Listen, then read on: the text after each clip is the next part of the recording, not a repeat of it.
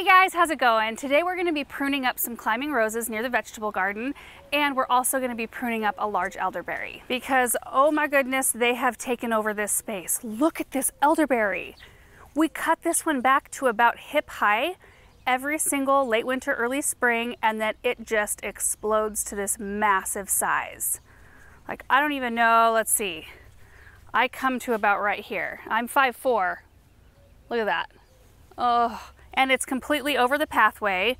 Probably the wrong choice for this spot in hindsight. But we also need to clean up our Colette roses. So you can see, I mean, we just had a phenomenal year with these. We need to kind of shave out a shape here to where we can walk through, and then also I just want to clean them up, just tidy up the spent blooms. There are a few fresh blooms still left, and it's going to bloom again, but even better if we get it cleaned up today. So it's probably the wrong time of year to be doing a major prune job on this elderberry, but what I want to do is go in and cut up some of those, or cut out rather, some of those lower branches and try to form maybe more of a tree form out of that elderberry in this space. Otherwise, I just need to remove it and put something that stays a little bit smaller. So I kind of figure we'll just see how it reacts to this because it's clearly the wrong spot for this plant anyway. It's gorgeous though, and I love it. So I would love to keep it here. This is going to be our attempt to do that. And then for summer deadheading on roses or summer deadheading on climbing roses, it's really not a great time to do any severe pruning on those either. We're gonna just kind of follow the same deadheading instructions that I use on my regular roses. And then I might just take a little bit extra off so that we can walk under. And if there are any wild canes or things that are growing way out from the plant, we can tidy those up at this time too. But it's really not a time where I'm doing any major training or major pruning in that way. I kind of want to get after this one first. I do think I'm going to need some loppers though. And I'm really not sure like if it's a good time to be, you know, making it a tree form after I've been cutting it back for so many years. Because if we look in here, well, maybe it's fine. I mean, it's definitely, hold on, I gotta get better footing here. I'm gonna fall into the plant. See in there? It's got a network of big old branches that are woody. So all of these like new branches are really soft and pliable and they wouldn't hold up to wind and such, but it's got a good framework, so that's promising. Let's get some pruners and get after that. I'm kind of excited. You know, I feel like I'm really not, like I said, out anything if it goes awry or if it gets a weird shape because they grow so fast. It'll either grow back to its current shape or we can take it out and put something else in. So yeah, barn pots are looking really good. Loving the colors this year. Okay, Soko 22s. I need to clean those up. I lift them out. Can tell. I think this is going to kind of be a little bit of a before and after situation. So I'm just going to set up the camera and take after this shrub and hopefully all goes well. Wish me luck.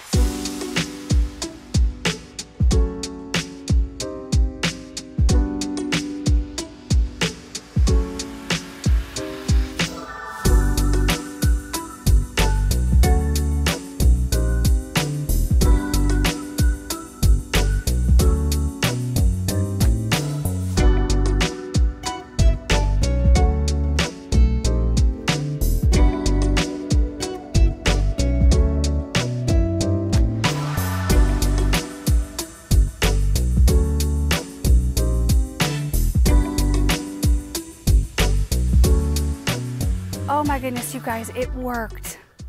Doesn't it look so much better? Like the space can breathe. Boy, that shrub was overpowering there for a second. And I could probably thin it out a little bit more, but I don't want to do too much thinning on the top because they've all kind of created a network of support for one another. We do get some pretty fierce winds in the summertime, so I kind of wanted to keep that network up top, and I just basically trimmed all of the scrubby growth around the bottom and kind of cleaned up these bottom branches.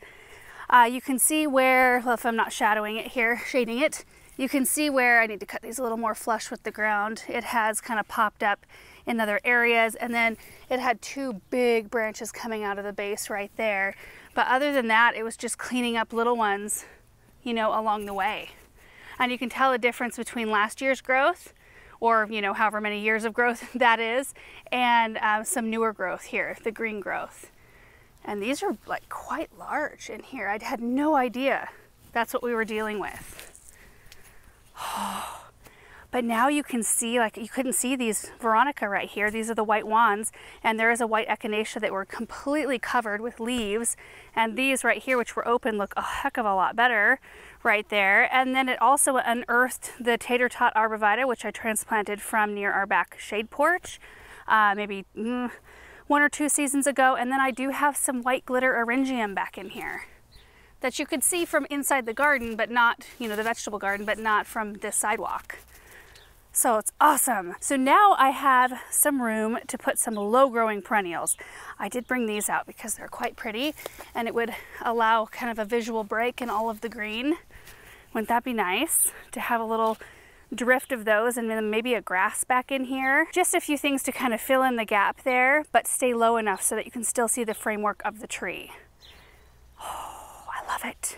Hey, Russell. Yeah, I think that heuchera, that's a Dolce Wildberry, is perfect for that spot, don't you think?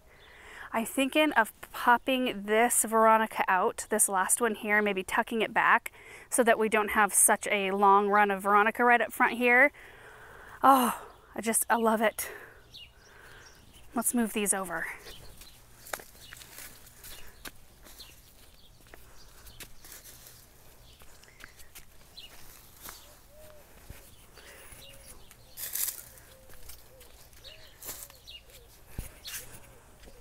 Oh yeah, that's gorgeous. So pretty. And it allows for a little bit of space right here where I can do something really short. Even popping in like one little annual right there to kind of spill over the sidewalk. And then if I move this Veronica back, then I can do the same thing. So we've got a lot of interest in this space.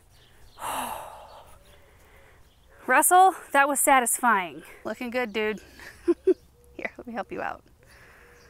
I'm gonna go dump all of the debris, the elderberry debris out of the gator, and then we can start on the roses, which you can see so much better now. Isn't that incredible? Oh, and just wait until we carve that out and we can see better into the vegetable garden. Loving the projects today, guys. Okay, so for these roses, like I said, it's just basically a tidy up and a shearing just to maintain the shape.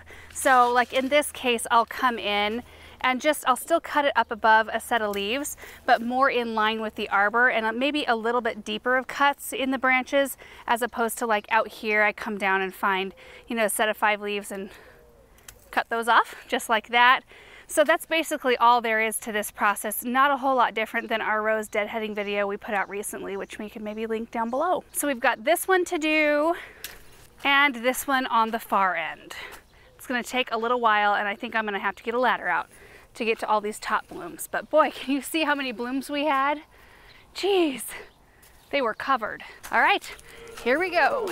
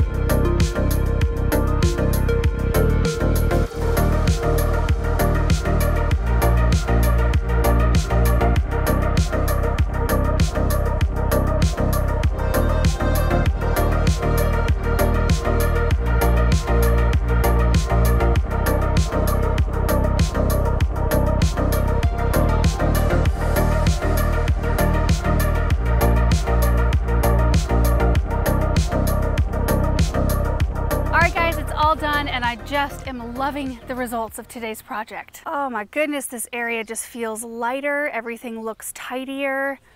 You can see from one end of the garden to the other, and it feels like you can move about a lot more freely because before, I mean, it was just like you had this narrow little pathway. So I've been playing around with the heucheras. I've got a couple of anemones in here and really just kind of tucked one back in there because it's close to the hose because I'm still gonna have to water these until I figure it out.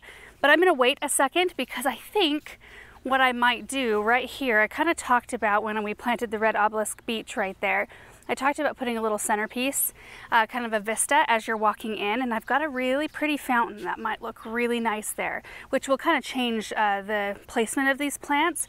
So we might tackle that here in a day or two, kind of create a really pretty view in that spot. But the elderberry looks amazing. I'm really excited about that. I'm excited that we don't have to replace it and start over with something else. I'm happy that this plant gets to live on because it's clearly happy in this location.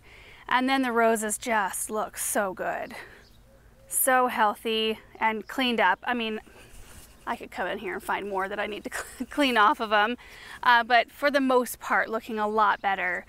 I did have to trim a couple of branches that were kind of going out this direction, but not too many. It was mostly just like bushiness. It was just so wide from all of the branching it had done this spring. So let's walk through.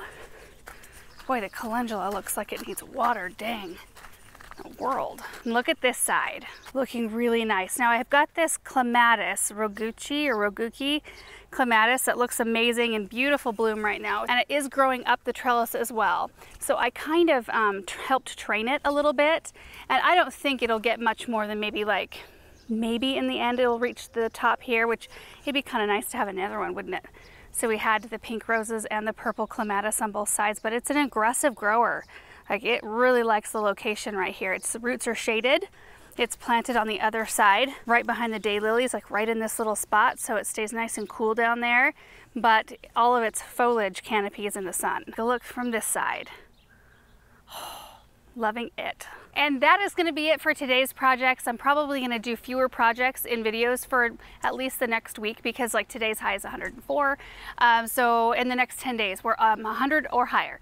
So it's just going to be like that for a little while. I try to get my my bigger projects done in the cool of the day in the morning. Thankfully, we do swing quite a bit. Like, we're in the high 60s at night, so the plants get a break, we get a break, and it takes a long time for it to actually reach that 100 or 104 or whatever.